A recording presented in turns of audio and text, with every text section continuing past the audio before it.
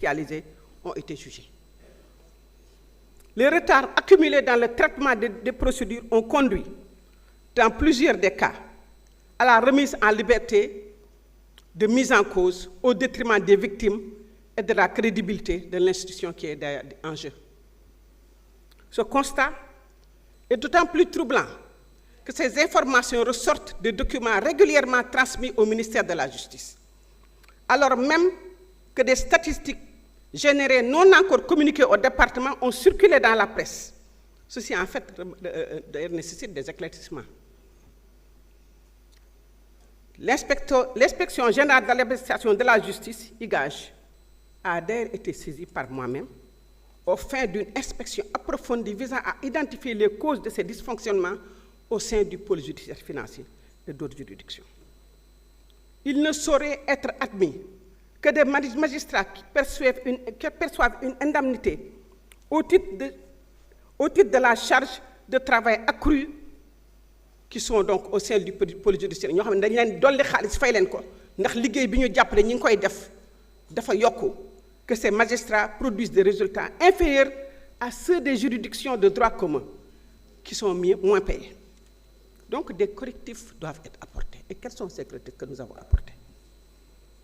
D'abord, nous avons travaillé sur une réforme du pôle judiciaire financier qui traduit donc une volonté de recentrer la juridiction spécialisée sur les grandes affaires économiques et financières.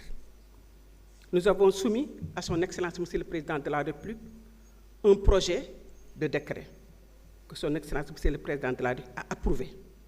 Et ce projet de décret, def naan pôle judiciaire financier bi lépp lu jëm ci mbirum immigration ak lutte contre la drogue ak détournement yu ndaw yi dañ ko koy teggil.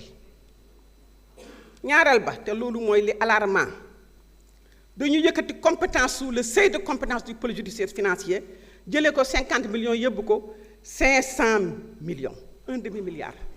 Bur wan leen li ñu lubal ci xaalis ni mu baree ba ay milliards la ñuy dàq.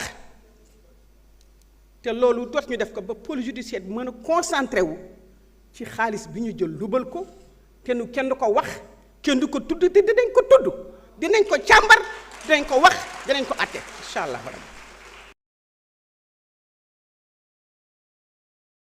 beneen bi kon li ma doon wax rek dafa naa ni leer na que ni enquête yi ñu fi doon def yëpp dafa yéex ndax depuis 2024 kenn génnewu fi kenn dalul ci attewuñu koo xam ni ki lubal nga xaalis. am na sax ñu génn kon te loolu ñi nga xam ne ñoo yore woon dossiers yi dafa yéex te yéexaay boobu moo waral tey ñu indi décret bu bees pour xoolaat taxawaayu ak liggéeyu pôle judiciaire mu concentré wu ci loolu ñu mën ko xayma mën ko évaluer mën ko topp wala ñi nga xam ne ñoo fa ne liggéey ñu mën a rendre compte. beneen bi mooy violence yi nga xam ne yii nii daf fi amoon entre 2021 ak 2024 te lu ci bare ñu tudde ko tey crime international ñu war ko càmbar ba wane ni démontrer loolu am na. Le ministre de la Justice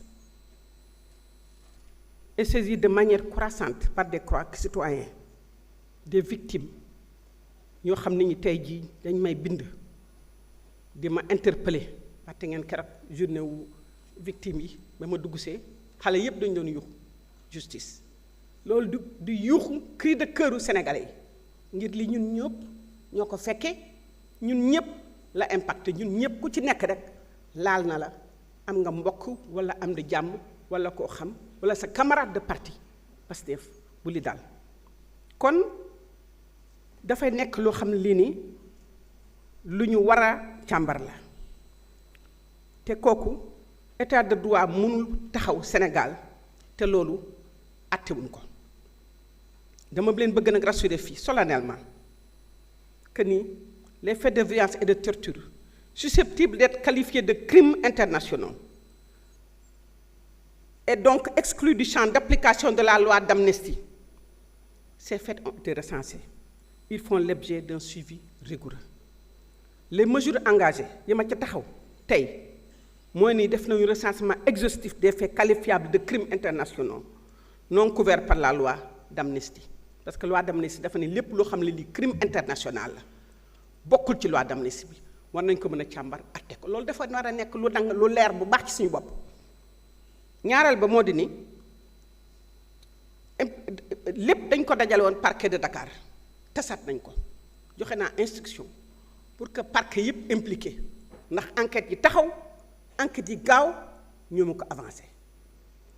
beneen bi mooy ni transmettre nañu ci parquet yu compétent yëpp wax leen ni nañu gën a dëgëral questionnaire yi nañ ko awale di nga ko war a awale diligenter enquête yi de façon approfondie pour que ñu xam lan moo fa xew situer responsabilité yi yoon teg ko ci yoon te bu ci kanamee di ngeen dégg ni ñu ngi gën a baral liggéey bi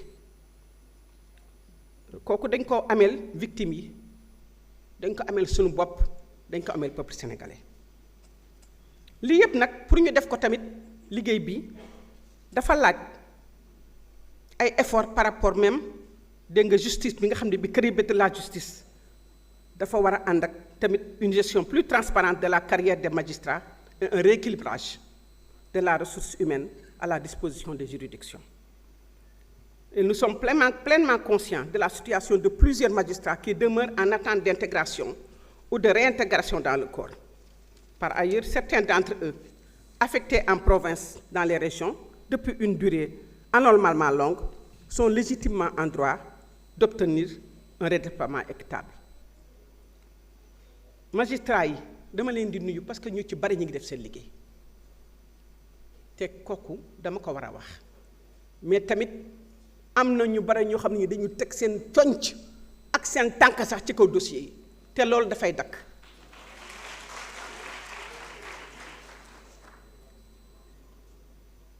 Pour ce qui concerne maintenant de la réponse aux attentes légitimes nécessairement pour l'organisation du Conseil supérieur de la magistrature, présidé par son Excellence Monsieur le Président de la République.